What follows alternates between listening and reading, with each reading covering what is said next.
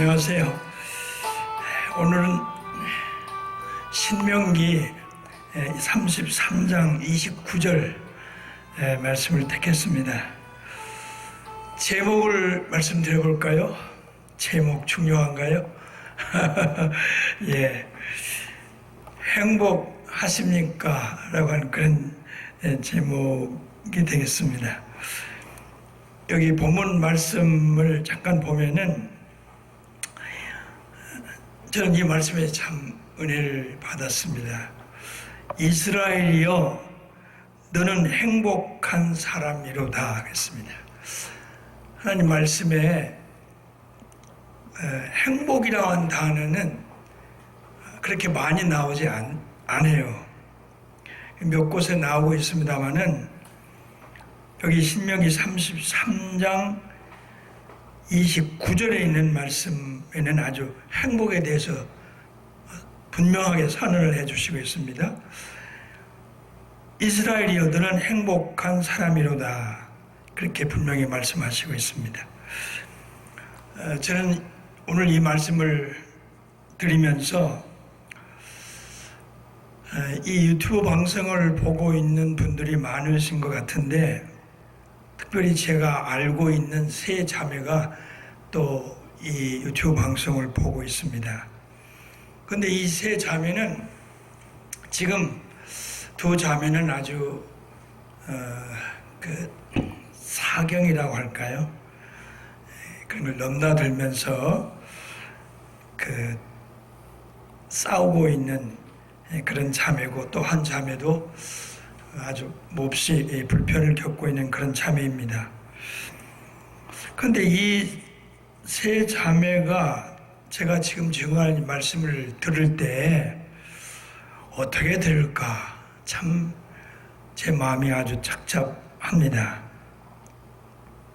지금 죽음이라고 하는 그 그늘을 어떻게라도 이겨보려고 가진 기도를 다하면서 힘을 기울이고 있는데, 행복하십니까? 그 세 자매에게 이렇게 내가 묻는다면은 어떻게 되겠어요?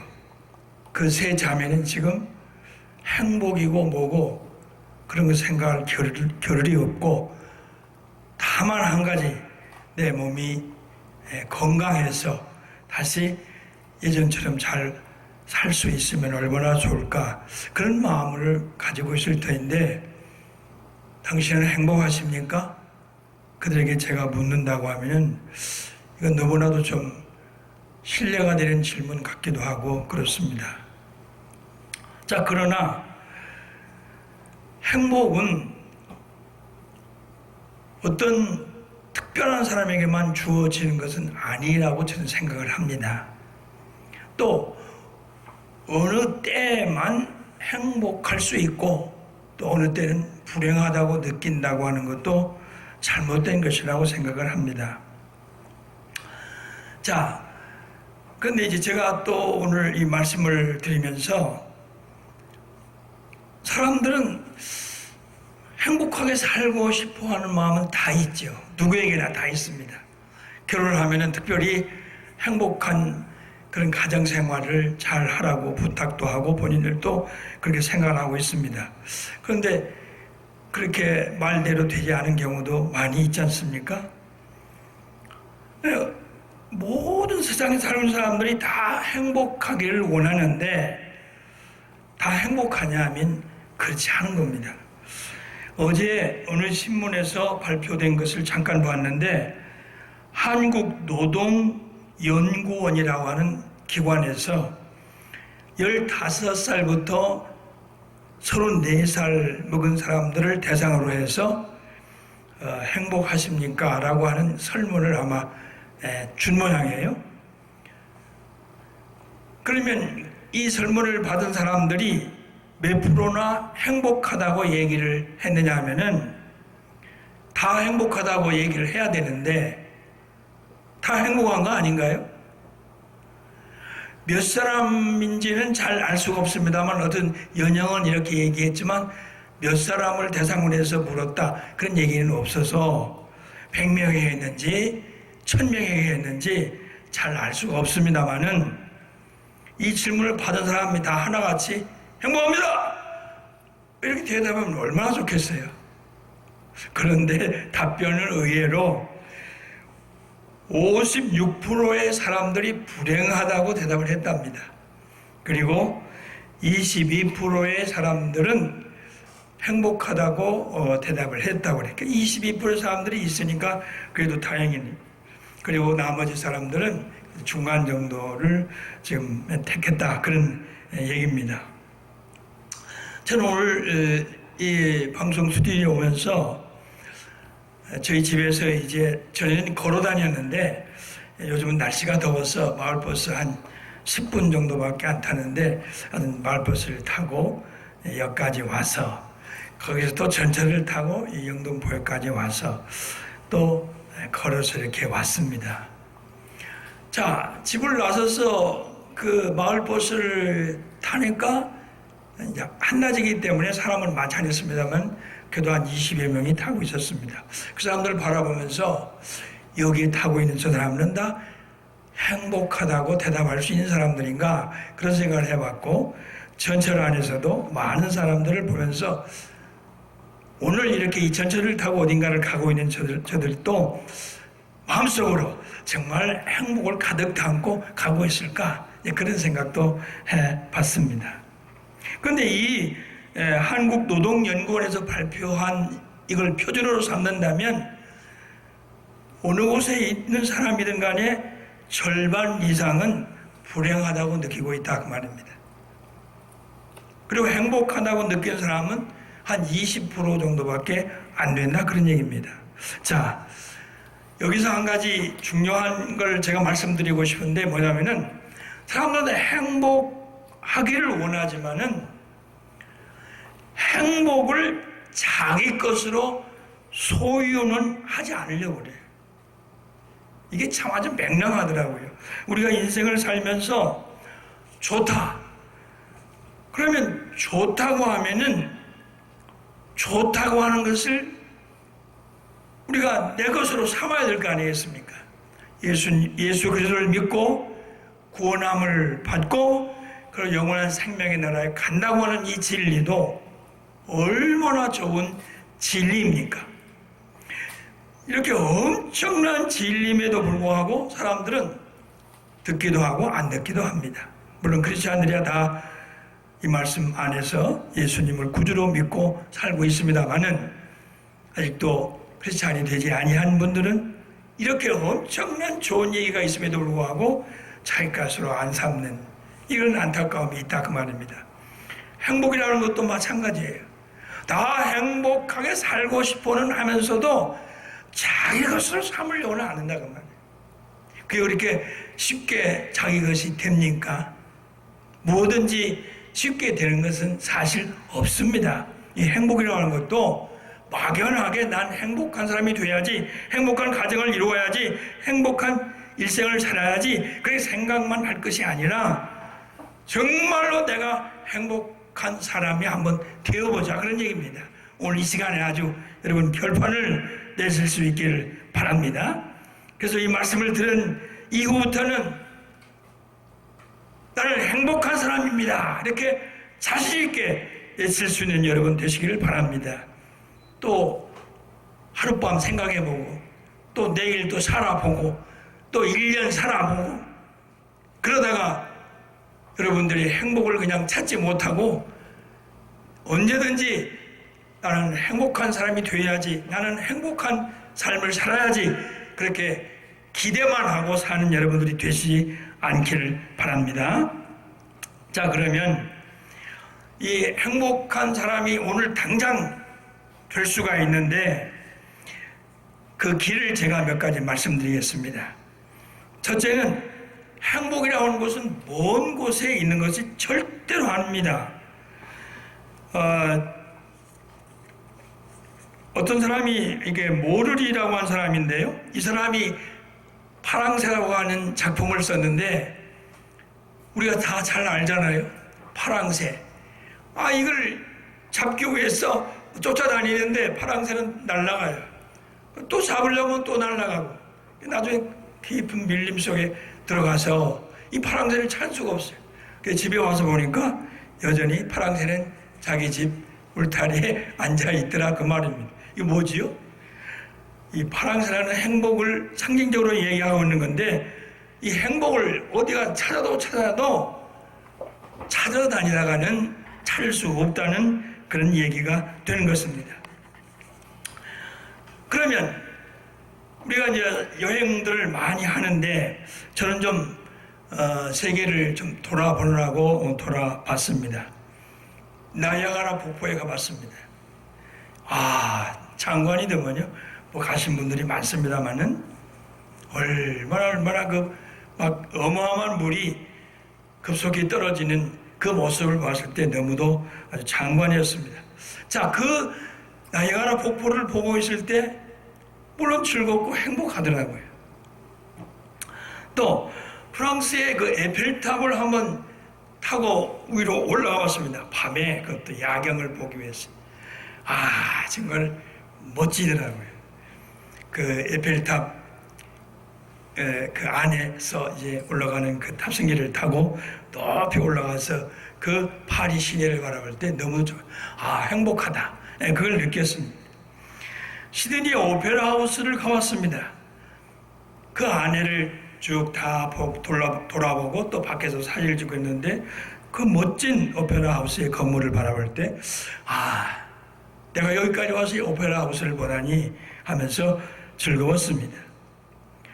중국의 황산을 올라왔습니다. 멋져요. 또 백두산에 올라왔습니다. 참 좋아요. 홍콩의 야경도 봤습니다. 참 멋져요. 그래서 돌아와서 평범한 우리 집 앞길을 봅니다. 그 나이아가라 폭포를 볼 때 그 행복이 다 사라지고 없어요. 그러면 안방에서 앉아있을 때는 그런 아주 굉장한 아름다운 경치가 없으니까 행복하지 않고 에펠탑에 올라가서 그 파리의 넓은 그 시내를 바라볼 때는 행복하고 이게 뭔가 모순되지 않나요? 행복이 어디 있어요? 행복은 그런 아름다운 경치를 바라볼 때 그때 행복이 있는 것이 아니라 집에 소파에 앉아있든 우리가 동네 길거리를 걷든 강의실에 앉아있든 차를 타고 우리가 운전하면서 가든 내가 있는 곳은 다 행복한 곳이라 그 말입니다.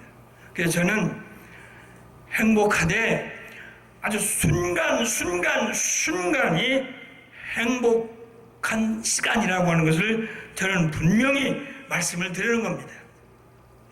그런데 저도 그랬고 많은 이 심리학자들이요 좀 잘못 얘기하고 있는 것 같아요.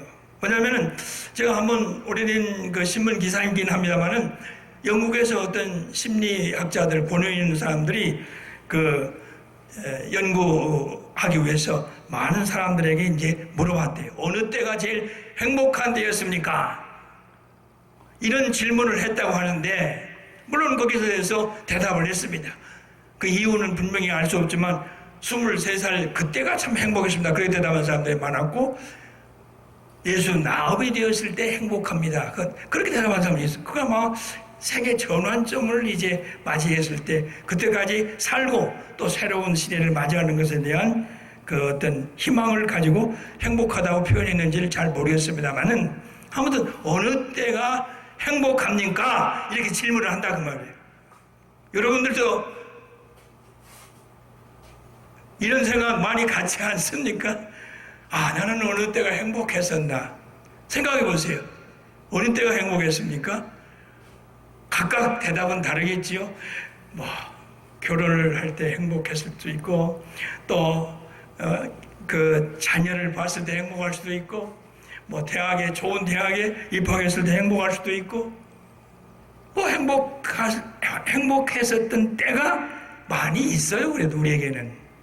그런데 저는 아무리 세계적인 권위가 있는 이 학자가 할지라도 이 질문 자체가 잘못됐다고 저는 보는 겁니다.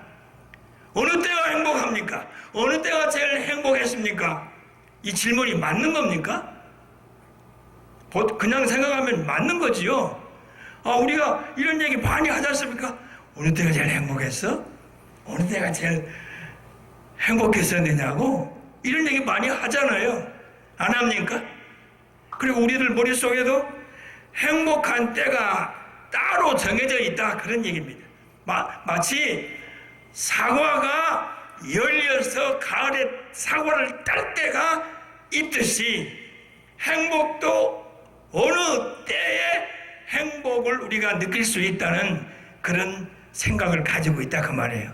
그런데 저는 이 질문 자체를 부정합니다. 아니, 행복한 때가 따로 있습니까? 그럼 우리는 언제 행복하지요? 그렇게 행복한 때가 있다고 하면은 그 때를 다 누리는 사람이 세상에 어디 있습니까? 또 행복을 이제 얻는다 하더라도 그 행복한 때가 많지 않잖아요. 모든 일이 잘 되고 즐겁고 좋고 그런 때가 행복을 느낀다고 하면은 그런 때가 그렇게 또 많지 않습니다. 그래서 사람들은 행복을 가득 담지 못하고 살아가요. 늘 행복이 있긴 있지만 한 10% 채워질까? 어느 때는 99%까지 채워지다가 또 쏙 빠져서 10%에서 헤매는 이도 있고 50%에서 헤매는 이도 있고 일생은 그렇게 살다 가더라고요. 그런데 저는 그렇게 살고 싶지를 않았어요. 왜 그렇게 삽니까? 아니, 어느 때는 행복하고 어느 때는 행복하지 않고 그게 뭡니까? 제가 얘기하고 있는 것은 순간순간이 행복하다 그런 말입니다. 그러면 그 순간이 뭐지요? 자, 밥 먹는 때도 순간이고 또 길 걸을 때도 순간이고 또 질병 가운데서 고통을 겪을 때도 행복이고 마지막에 우리가 이 세상을 떠나는 죽음이 와도 그걸 행복으로 삼고 우리가 살아가는 거예요. 그렇게 못합니까? 이상합니까? 그러면 여러분 언제 행복을 만족스럽게 느끼면서 갖고 살아가시겠습니까? 예, 그렇게 살아가 보세요. 행복을 찾아 나서 보세요. 행복한 때를 여러분들이 찾아보세요. 일생 동안 많지 않습니다. 저는 좀 여행을 좋아하는 편이어서 우리 아이들에게도 이런 얘기를 가끔 합니다. 내가 외국 가면서 혹시라도 내가 탄 비행기가 사고가 나서 공중에서 산화될 수도 있다. 그럼 아빠가 그 비행기를 타고 가다가 그 비행기 그런 사고로 인해서 내가 그래서 죽었다. 너희들은 그거에 대해서 조금 더 슬퍼하지 말아라. 비행기를 타고 와서 죽든 자연사로 죽든 무슨 일로 죽든 무슨 상관입니까? 특별히 요래야만 되고 특별히 요래야만 됩니까? 그렇지 않아요. 우리는 순간의 행복을 가진 사람들은 행복한 때가 따로 있는 게 아니라 매일매일 순간이 행복하다 그런 얘기입니다. 그러면 제가 아주 더 밀접한 얘기 한 가지를 드리면 우리가 지금 다 숨 쉬고 있잖아요. 아마 오늘 이 자리에도 숨 쉬고 있기 때문에 이 자리에 다 와 계시지 숨을 쉬지 않는 분은 한 번도 여기 오실 수가 없었을 것입니다. 이 지구상에 지금 살아있는 모든 사람들은 다 숨을 쉬고 살아가고 있습니다. 안 그렇습니까? 숨 못 쉬는 사람은 다 이 세상에서 존재할 수가 없지요. 그러면 뭐예요?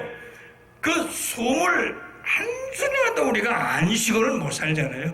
환자도 숨을 쉬어야 하고 아주 굉장히 그 무더운 여름철에 노동을 하는 사람도 숨을 쉬어야 하고 아주 어려운 시험을 보는 그 고사장에서도 학생들이 숨을 쉬어야 하고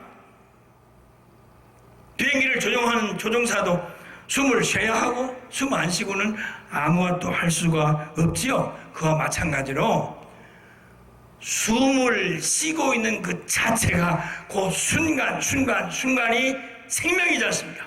살아있는 거 아니겠습니까? 그러면 그 살아있다고 하면 그 살아있는 그 자체가 행복이라 그런 얘기입니다.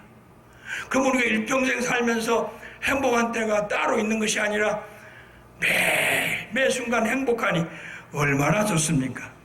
이제 여기 본문의 말씀을 잠깐 생각하고 마치도록 하겠는데, 이스라엘이여 너는 행복한 자로다 이렇게 선포하고 있는데, 그 뒤에 나오는 말씀이 재밌습니다. 여호와의 구원을 얻은 자가 너희들보다 더한 자 없다 그러네. 너희들이 여호와의 그 구원을 받은 사람으로서 정말 하나님이 사랑하는 자다 그런 얘기입니다. 그럼 우리는 이 말씀 그대로 하나님께서 우리를 구원해 주셨어요. 우리는 영원한 생명을 우리가 갖게 됐어요. 그래서 하나님과 함께 동행하고 하나님의 나라에 가는 거예요. 이보다 더 좋은 일이 어디 있습니까? 나야가라 문제입니까? 에펠탑이 문제입니까? 문제가 아닙니다. 지금 내가 있는 곳에서 하나님의 구원을 받은 자로 살아가는 것이 바로 행복한 것입니다. 그러면서 또 거기서 말씀하시길 뭐라고 하시냐면 이렇게 말씀하고 있습니다. 이제 모든 대적이 너에게 복종할 것이다. 그렇게 말씀하시면서 너는 높은 산을 밟게 될 것이라고 선언해 주시고 있습니다. 모든 대적이 복종해요. 그러니까 우리는 죽음도 극복하면서 신체적으로 죽는 그 죽음이 끝이 아니니까 우리는 그 신체적인 죽음 그 이상의 영원한 생명의 세계를 가는 것이기 때문에 그 순간도 행복한 순간이라고 우리가 믿고 살면 되는 것입니다. 그래서 이 행복을 가진 자는 날마다 신납니다. 순간순간 신납니다. 어려운 일이 오는데 어떻게 신납니까? 이거 어려운 일이라고 생각하는 사람이 그게 어렵지. 신나는 사람은 그것도 다 해결할 수 있는 신나는 일이 되는 거예요. 안 그렇습니까? 즐겁습니다. 재미있습니다. 멋집니다. 그리고 우리는 영적으로, 심령적으로 춤을 추면서 날마다 가득 찬 행복 속에서 영원히 살 수 있는 은총을 하나님께서 받았습니다. 이 행복이 여러분 가슴 속에서 이 시간부터 하나님 나라의 그날까지 충만하시기를 주의 이름으로 축원합니다. 아멘.